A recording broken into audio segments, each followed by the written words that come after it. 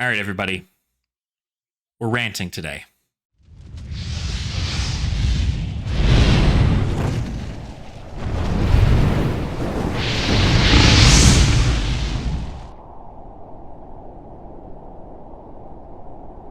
Welcome on in, everybody. I hope you guys are having a great end of the year. We're almost there. 2024 is just around the corner.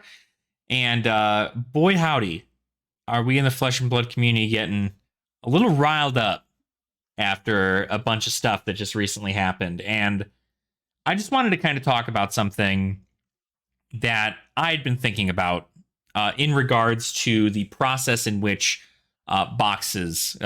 booster boxes are purchased, right? This is going to be a comparison from Flesh and Blood and Magic in the way that their design is overall in the game. And I want this to be incredibly clear. Flesh and Blood has been around for 4 years. Magic the Gathering has been around for 30 years. There's been a big difference in knowledge and growth and things like that in the TCG space from, 1993 to now. And I genuinely think that Flesh and Blood is still working out its kinks, but they have a great competitive scene. The game is fantastic to play. There's something about it that is just not helping sales, which in turn is not helping keep LGSs from keeping the product on their own shelves. And I do truly believe that there are ways to fix it. I guess not like fix it, but like talk about what it could mean when you're talking about something like the booster box game, right? We always look at booster boxes and we go, okay, right? What's gonna be the thing here? This box cost me $90. Am I going to get $90 out of this booster box? The answer that you should always tell yourself, I mean always, no matter what, you should always tell yourself that you are never, ever, ever, ever, ever, ever going to get the value you paid for that box in cardboard from that box. You will just assume you will never get it because it's going to be worse on you. It's going to be feels bad. It's going to be a big problem. And we're talking about all that, right? So when I tell somebody, hey, do you want to go get a booster box? I'm normally now telling people, if you're going to use it for a draft purpose, rad.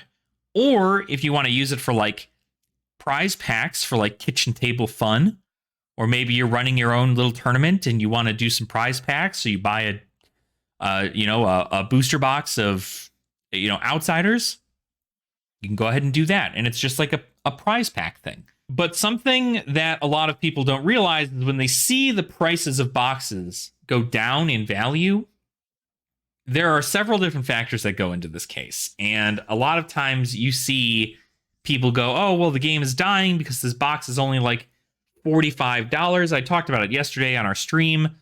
We talked about how Everfest currently is like $47. You're able to get bright lights for $65. And like the prices of the boxes are dropping significantly. But a lot of it is due, again, to print run specifications and so on and so forth. We got the print runs for Everfest just earlier this year, I want to say. And the print runs for Everfest were like almost 230,000 boxes for a supplemental set. That is why the price is so low.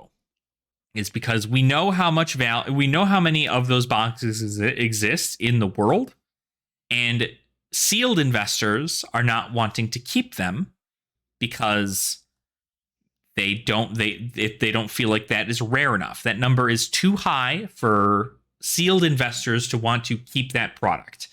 And because of that, there are more and more people pushing that product onto the market strictly because they don't want it, and they're looking to even sell it at a loss, which is insane to me because you have LGSs who are looking to sell that same product for map pricing, where you have people on TCG Player who are selling it for half the cost. I think we did the math on it yesterday. It should be something around like $85 or something for a box of Everfest, and you can buy it for $45 on TCG Player. A lot of people will look at that because we have the knowledge of the internet in which we can go online and look for deals for the things that we want to buy. And we look at that and go, why in the world would I ever buy from an LGS for $40 more when I can buy it online for much cheaper? If it's like a $5 difference, yeah, you can buy from your LGS, right? Overhead, so on and so forth. But maybe even $10. But in most cases, players are not going to buy from an LGS if the product is nearly half price online somewhere else from some backpack seller. And that is an unfortunate thing for Flesh and Blood in regards to that. But Everfest is not what we need to worry about, right? Everfest isn't anything. The whole system with everything beforehand, we got to remember there was a shift from Everfest into Uprising with Flesh and Blood 2.0. Flesh and Blood 2.0, everything is now more of a print-to-demand situation, which means that if you, the LGS, or even more so the distributor, want to get that product to distribute to other players and people, then you have to put in those orders, and it will be print-to-demand. But that number then will vary. Right? We have a lot of people getting into Flesh and Blood these days, tons of people getting into it, but there's always that speculation of buying a box, right? A lot of times when you open up a box, you don't get the things that you want out of it, and you'd much rather just buy the singles. The singles market for Flesh and Blood is booming right now. Every single time a new hero is released, I mean, even today, as I am making this video, there is a new Brute hero for Flesh and Blood's heavy hitter set due to be released later today in 5 hours. Not even, actually, in 3 hours. And that hero, depending on what they do, could very well spike prices of single cards to a level in which none have seen before. An example of this is Berserk, right? I'm gonna put the card up here.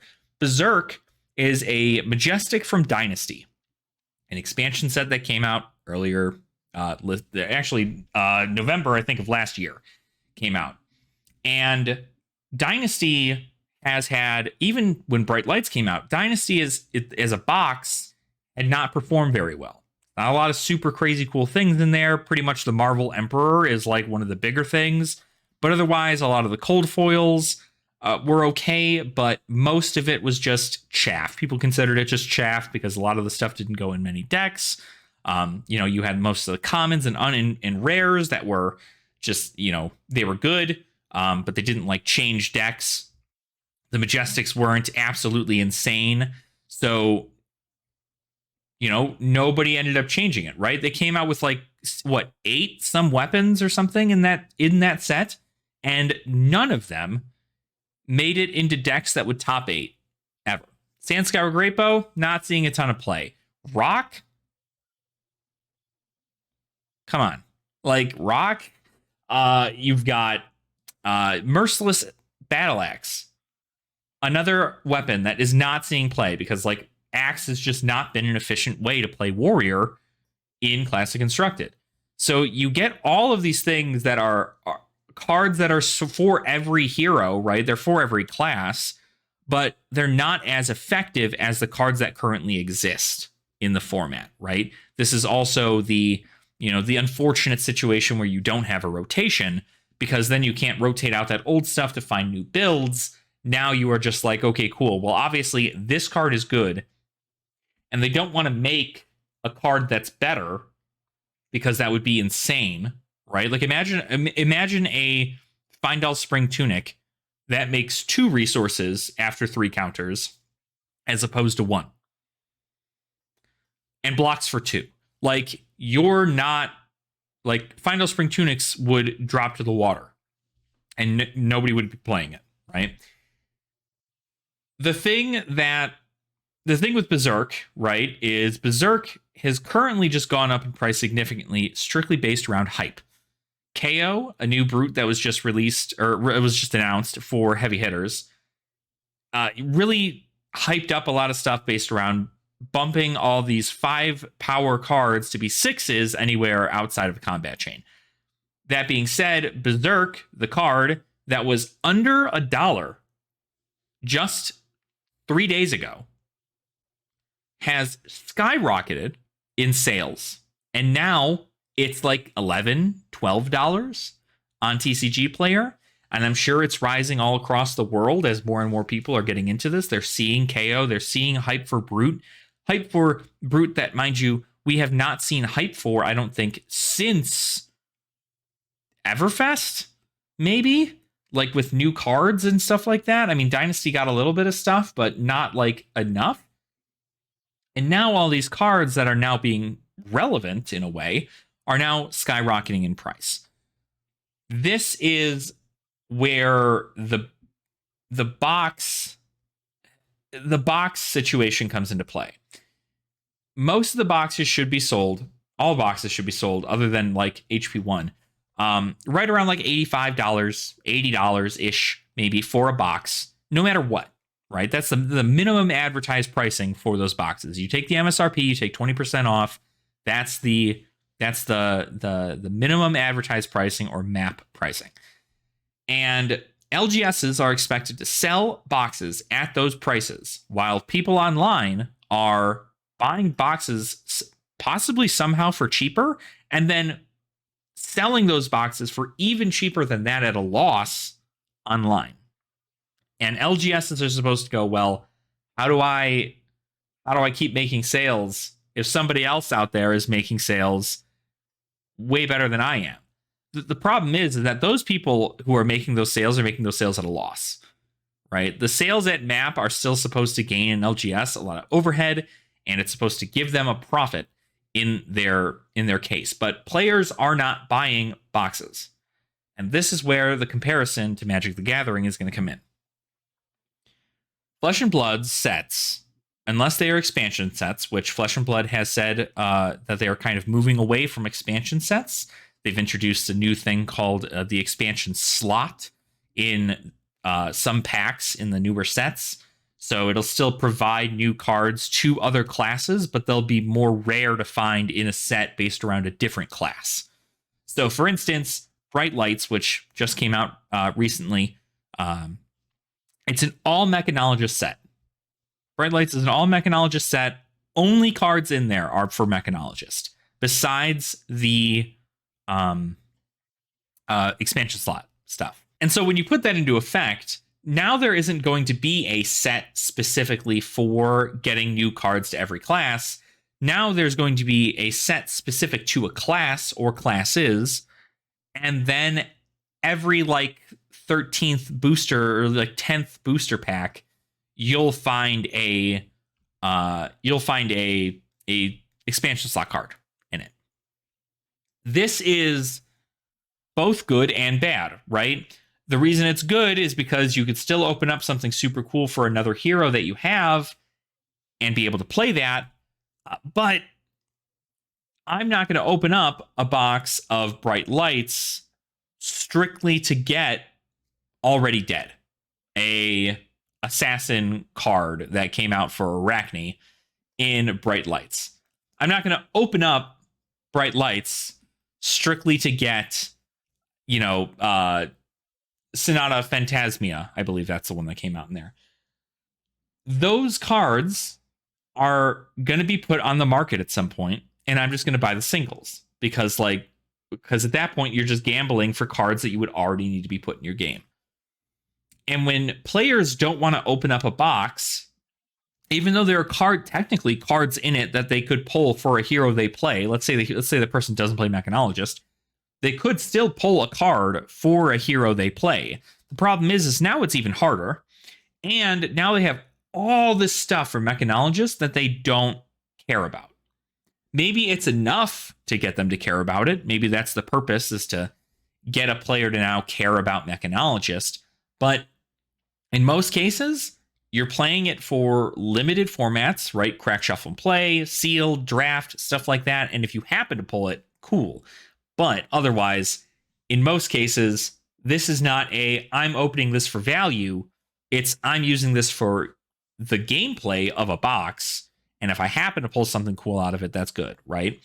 That's how I like to view boxes. I get much more value out of it when I know that I can play sealed with it, when I know I can play draft with it, when I know that I can play crack, shuffle, and play, or some form of like a jumpstart alternative to it. I like that because it means that I get more value with like other players as well as my friends, and it provides a lot more for me than just like the cards that are inside of it, right? But again, we bring it to the fact that all of Flesh and Blood's draft sets are strictly based around certain heroes and not around everything. And there's no way I don't think Flesh and Blood should change that because it's incredibly difficult. I mean, there's 10, 12 classes in the game at the very moment. I don't think you could make a set constantly that's based around one theme that contains, 12 to 15 new cards or 20 cards for every single hero and still have it be something that is like connectively good. It also would make for an incredibly poor draft set. You wouldn't be able to draft it. Like, that's why we're talking about things like the expansion slots. But with Magic, right? Magic is different. Everything in Magic is based around 5 colors. 5 colors, if you don't count colorless, right? 5 colors of Magic. And in every box of any product ever released by Magic the Gathering, unless it's like quite literally those specific little like 5-card bundles, every product contains all 5 colors of Magic. And cards that are themed based around those colors. You could open up a box of Magic and look at some of the chaff and still go, ooh, I could probably still use that in my Commander deck or in my Pauper deck. Or maybe I got this rare. It's not good in Commander, but it's incredibly good in Modern for some reason. Cards like that just exist in these boxes. And yeah, you still have the opportunity to where you should still buy singles, but opening up something like that and being able to go, okay, I still had a pretty pleasant experience, even though, I didn't get my favorite card that I wanted out of here. I still have a bunch of cards I can look at and go, these cards are going to be really useful for when I make an Orzhov Aristocrat deck, or when I make a Simic Merfolks. Like, this is going to be incredibly good, but I'll just keep it here for right now, and we'll be fine. But when somebody opens up an entire set of Mechanologist cards and go, wow, I still don't want to play Mechanologist, what do? They have to sit on all that, or they're going to become a seller and they're going to start selling singles, right? Or start trading, right? It's the important thing. But what I personally think is the way that things should be is I think that if you are going to be a LGS selling Flesh and Blood, and you personally believe that your card, like nobody's buying boxes, nothing's happening in that regard, you should just open those boxes and sell the singles. The singles market is booming right now, and it's been booming for quite some time now. Again, more and more people are entering Flesh and Blood every single day, and with those people wanting to play certain heroes, you need to be opening boxes and then selling the singles on the open market, so that way you can make your money. Take a look at Everfest, right? Everfest, again, $45 a box right now if you wanted to buy Everfest on TCG Player. And if you end up buying it on TCG Player, you crack it open, because if nobody's going to buy it from you at your LGS for $88, I can almost guarantee that if you're going to crack open a box of Everfest, there are like a bunch of Majestics in that set that will sell for over $20 or more and help make that cost back. I'm not going to say that obviously you're insane for thinking, again, like you're insane for thinking you're going to get the price you paid for your box out of the box, right? But you are going to probably get more than $45 worth of value if you open a box of Everfest.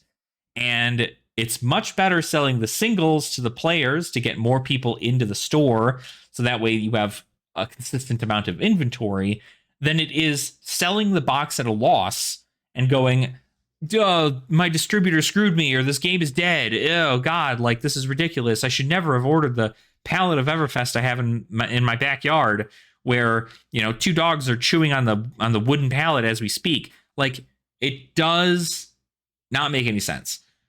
The singles market for Flesh and Blood is really, really popular, and I think the singles market, honestly, is where most sellers should move themselves towards.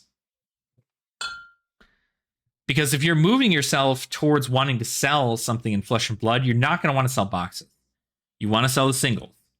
Because, somebody sees one deck tech for Arachne, and it's like, boom, man, all those Arachne cards that you had sitting there because Arachne never won a tournament a day in its life, now those cards, way up in price, right? I mean, again, we bring up Berserk. Berserk was under $1, and now it's $12 a card. Could you imagine if you just opened up a whole bunch of Dynasty, got a bunch of Berserks, and you were like, well, this is chaff. Whatever, I'll sell it on my store for $1. And then if somebody wants them, they can get them for $1. But otherwise, I'm probably just going to sit on them because nobody's playing Berserk. And then you just wake up on, the 27th to find out that that card that was once selling for $1 is now selling for $12. And now you can go, oh, wow, hey, that's profit. We like to hear that. We like to see that. The singles market is great. And that's why I think with Flesh and Blood, the box prices changing and fluctuating at such a crazy rate is very, it's not as detriment to the state of the game as one would think, right? When you see a $45 box of a card game that seems to be doing very well, most people will look at that and they'll go, wow, this game is just not doing great, right? If I could buy a box for $45, the game's not doing great. The game is doing fantastic. It's just that specifically is a product that was made with 230,000 units of it, and nobody realizing the value that's inside of Everfest. And so now everybody is going, oh, well, I'm never going to buy Everfest because, like, oh, boo, that's a toxic thing right there. And I'm not trying to like pump and dump Everfest, right? I don't own any of it. But if you have Everfest on hand right now, don't sell the box at a loss. Crack open the cards and sell the singles. The singles market is insane for Flesh and Blood. Not to mention, the international singles market for Flesh and Blood is insane. There are so many people around the world now just getting into Flesh and Blood and trying to grow communities in their area that don't have access to the cards like we in the States do.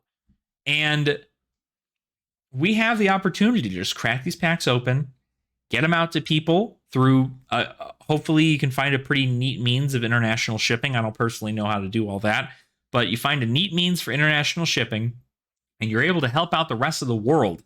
You're able to sell to the world these cards and really, really provide, these great experiences, and you'll get much more value in a way out of your boxes than waiting for them to eventually drop on the market, because LSS is going to print their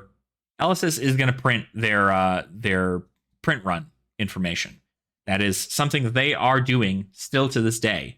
And when they print run information, that's when we're going to find out more stuff about this, right? If we find out sometime next year that Uprising only had 80,000 boxes printed because it's a print to demand set and not everybody like jumped on the train at that very moment, or Dynasty only had like 65,000 boxes printed, we're looking at a different shift there at that point.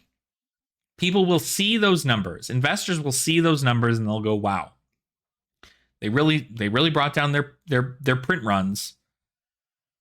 So this game is actually good for us now. So then there will be more boxes being bought on the open market, so on and so forth. And there's just a lot to it there. But I just wanted to talk a little bit about that, right? About everything that is the booster box idea, right? At the end of the day, you're gambling, and you're gambling for some. If you are a player and you're opening boxes because you want one card out of that box, you're going to want to buy the single. We're all smart enough to know that now. But if you're going to buy a box and you're going to use it for its intended purpose, such as drafting, sealed, prize packs, even maybe, You can buy a box of Everfest for $45 and then just have prize packs to give out to people. That's super cool. The concept is there, right? You want people to have fun with it. And Flesh and Blood isn't going to go anywhere. Flesh and Blood is killing it right now. And again, the singles market is doing incredibly well. But, you know, there's just avenues that people aren't willing to take. And there are risks that people don't want to look into as far as that goes. But I believe that Flesh and Blood is always going to have a big amount of sales on release day, or like the first 2 weeks of release. And then once everybody has everything they need, they're going to buy singles if they want to change up their deck. But most people aren't changing up their classic constructed deck, which is why I love Clash, because now we're back around to the real reason, right?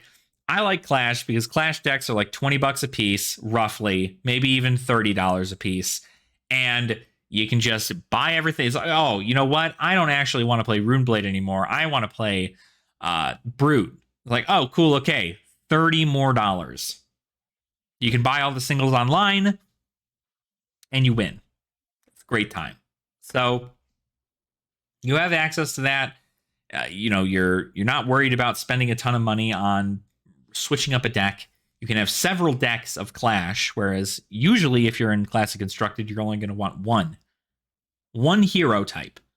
Because if you're playing one hero type, you get really good at that one hero type, that one class, and everything after that is just like, okay, you don't have to spend any more money. Like, if your main is Brute, you don't have to worry about when the Runeblade set comes out, or the Wizard set comes out, or the Warrior set comes out. You're a Brute. You care about Brute cards, and that's all you care about. And that puts you in a bubble that is very comfortable for people to not have to spend all this additional money. So anyway, I hope I rambled enough for you guys to understand where I'm coming with. I hope I brought up some good talking points. I do really enjoy the casual aspect of Flesh and Blood, which is why I like talking about Clash and having multiple decks and talking about that stuff, because I do feel that there needs to be a fun casual aspect of the game. And I feel like since I have like that access to a casual format where I can have like 10, 20 decks and be like, oh yeah, these are all cool. I know that I can open a box and go, these cards are going to be good for my decks, because my decks only use really rares and commons, which means that the cards I open from here are actually going to be super important to the decks that I personally play in Clash. And I feel like that adds a new level of care to a format, or not to a format, but to buying boxes. Because originally, if I'm just playing CC and I only play Warrior, I'm not going to buy any other set that doesn't have Warrior stuff in it. And even if it does have Warrior stuff in it, I'm going to wait for my LGS to pull it, and then I'm going to buy it from them at market price, because that's just what you do. The singles market is good, guys. Singles market is doing really, really good. I highly suggest if you are an LGS and you have old Flesh and Blood stuff you're sitting on, crack it open, sell the singles. You're going to do great, right? You're still going to be providing for the game. You're still going to be having fantastic, at least I would imagine a somewhat fantastic revenue for what comes in, and you're going to have a great time. So thank you all so much for watching. I hope I didn't talk your ear off a little too much. I know we're getting under 30 minutes. So make sure to like the video if you did enjoy this, and also subscribe to the channel if you want more of this like market talk-ish thing. I did want to make a couple more videos on it, but most of the stuff is going to be about Clash and general talking points for Flesh and Blood. But I care about the game a lot. I want the game to succeed, and I think that there's just a lot of crying on the internet right now, and it's very, very unfortunate every time we see it, especially coming into the new year, which I hope all of you enjoy the new year of 2024, and I certainly hope that together we can continue to grow this fantastic game, and also grow this fantastic community that we have here on Ashen Wings TCG. So thank you all so much. Have a great, great new year, and I will see you all next year. All right, nerd out.